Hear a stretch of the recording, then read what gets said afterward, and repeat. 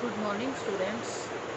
हम पढ़ रहे थे डॉक्टर बी.एस. गुहा का वर्गीकरण, जिसमें हमने आपके 4 जो मुख्य भाग थे उनके बारे में पढ़ा था, जिसमें था हमारा निग्रिटोजन समूह था, मानव समूह, फिर आते ऑस्ट्राइज समूह, फिर मंगोल में आते थे हमारे पूरा मंगोल और तिब्बती मंगोल। पूरा मंगोल पहले आए थे, तिब्बती मंगोल बाद में आए थे। फोर्थ पॉइंट था हमारा भूमध्य सागरीय प्रजातियाँ, जिसमें आती थी हमारी पूरा भूमध्य सागरीय प्रजातियाँ, भूमध्य सागरीय प्रजातियाँ और प्राच्य भूमध्य सागरीय प्रजातियाँ। भूमध्य सागरीय प्रजातियाँ मैंने आपको बताया था कि जो आपका सिंधु घाटी सभ्यता थी उनका इन्होंने निर्माण किया था। अब जो फिफ्थ हमारा पॉइंट आता है, मेन जो पॉइंट है फिफ्थ वाला, उसमें आते हैं चौड़े सिर वाले पाश्चात्य समूह। चौड़े सिर वाले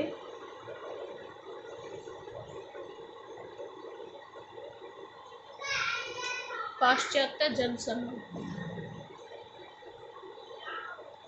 मंगोलों के अतिरिक्त, क्योंकि मंगोलों का सिर चौड़ा होता है, मंगोलों के अतिरिक्त भारत में अन्य चौड़े सिर वाले लोग भी आए थे, जिनमें आपके मुख्यतः तीन थे, जिसमें आते हैं आपका पहला था अल्पाइन निवासी।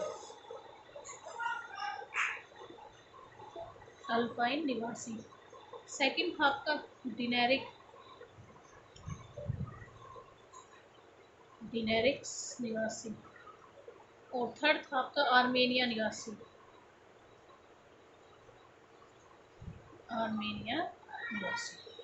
ठीक है, देखो अल्पाइन निवासी पहले, ये प्रजाति अल्पाइन निवासी थी, मुख्यतः कहाँ पे थी? बलूचिस्तान में, सिंध, काठियावाड़, आपका गुजरात का मैदान है जो महाराष्ट्र है, कर्नाटक है और तमिलनाडु, उसमें पाई जाती है। यानी कि जो अल्पाइन है वो कहाँ पाई जाती है? तो मैंने अभी आपको बताया, बलूचिस्तान, सिंध, काठियावाड़, गुजरात और महाराष्ट्र में पाई जाती है। थोड़ी बहुत संख्या में ये लोग उत्तर प्रदेश, बिहार और गंगा के डेल्टाई भागों में भी बसे हुए हैं। इनकी शारीरिक विशेषता क्या है? ये मध्यम कद वाली प्रजाति है और इनकी त्वचा का रंग हल्का भूरा और चेहरा गोल होता है। सुडौल और नाक, इनकी जो नाक होती है वो सुडौल होती है, शरीर सुडौल होता है और नाक इनकी लंबी और सुंदर होती है। इन पे शरीर पर बालों की अधिकता होती है।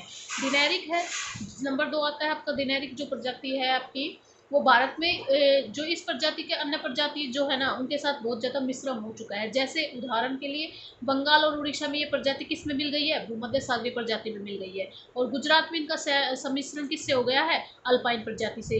गुजरात में इनका मिश्रण किससे हो गया? आपका अल्पाइन प्रजाति से इनका मिश्रण हो गया है। अब आता है आपका इनकी शारीरिक जो विशेषताएं क्या होती है? हाँ, एक बात और याद रखना, जो कर्नाटक का कुर्ग क्षेत्र है ना उसमें ये शुद्ध रूप से पाई जाती है। और इसके अतिरिक्त ये दिनेरिक काठियावाड़ में, तमिलनाडु और कर्नाटक में भी निवास करती है। इनकी शारीरिक विशेषता क्या है कि ये प्रजाति के लोग लंबे कद वाले होते हैं, सांवले रंग के होते हैं, इनका सिर बहुत छोटा होता है और चौड़ा होता है इनका सिर। इनका चेहरा लंबा और नाक लंबी होती है। ठीक है, इनका शरीर गठीला और इनकी टांगे भारी लंबी, गर्दन मोटी, होठ अधिक चौड़े होते हैं और बाल काले होते हैं। बाल काले मिलेंगे, भूरे और घुंघराले मिलेंगे। फिर आता है आपका आर्मेनिया निवासी। आर्मेनिया निवासी मुंबई और निकटवर्ती जो क्षेत्र है ना उसके पारसी लोग, जो मुंबई और निकटवर्ती क्षेत्रों के जो पारसी लोग हैं वो आर्मेनाइड प्रकार के होते हैं और भारत में ये लोग बहुत ही कम संख्या में पाए जाते हैं। इनकी शारीरिक विशेषता होती है मध्यम कद वाले होते हैं, जिनका सिर चौड़ा और नाक अधिक लंबी होती है। इनके शरीर पर बाल अधिक पाए जाते हैं।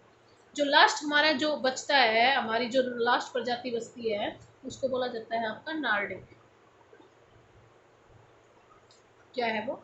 नार्डिक। देखो भारत में सबसे अंत में आई थी, सबसे अंत में आने वाली प्रजाति है ये। भारत में सबसे अंत में आने वाली प्रजाति कौन सी है? नार्डिक। यानी कि 2000 ईसा पूर्व ही भारत में आई थी और ये आर्य भाषा बोलने वाले लोग थे। कौन सी भाषा बोलते थे? आर्य भाषा बोलने वाले थे। संभवतः ये जो उत्तरी स्टेपी प्रदेश है ना वहाँ से आए थे और इस प्रजाति का विकास मध्य एशिया में माना जाता था। मध्य एशिया से भारत में आ गई और भारत में कहाँ आई? पाकिस्तान से उत्तर पश्चिमी सीमांत प्रदेश में आ गई। पाकिस्तान से होते हुए उत्तर पश्चिम भारत का उत्तर पश्चिम भाग है उसमें पंजाब, हरियाणा और राजस्थान, उसमें आज ये लोग बसे हुए हैं। भारत के उस उत्तर पश्चिम क्षेत्र में उच्च जाति के लोग हैं वो इसी प्रजाति के वंशज माने जाते हैं। ये लोग युद्ध कला में प्रवीण होते थे, निपुण होते थे।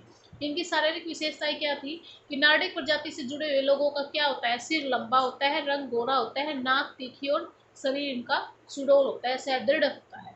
तो ये हमारी कौन सी थी? आपकी प्रजाति। देखो एक ये डॉक्टर BS गुहा का प्रजाति का वर्गीकरण यहाँ खत्म होता है, बस हम इनका यही पढ़ेंगे। एक हर्बर्ट रिस्ले का था, एक BS गुहा का था। सबसे इम्पोर्टेंट डॉक्टर BS गुहा का माना जाता है, आपका भारत के संदर्भ में सबसे विश्वसनीय माना जाता है। तो ये हमारा उसका था। एक बात और याद रखना कि हमारा जो भारतीय महाद्वीप उसमें इतनी प्रजातियां रहती है और सबका मिश्रण भी होता रहता है, लेकिन इतनी एक विविधता होते हुए भी हमारी सब प्रजातियों में क्या है, कुछ ना कुछ समानता पाई जाती है, एकता पाई जाती है। ठीक है, तो ये हमारा यहाँ का आज टॉपिक है।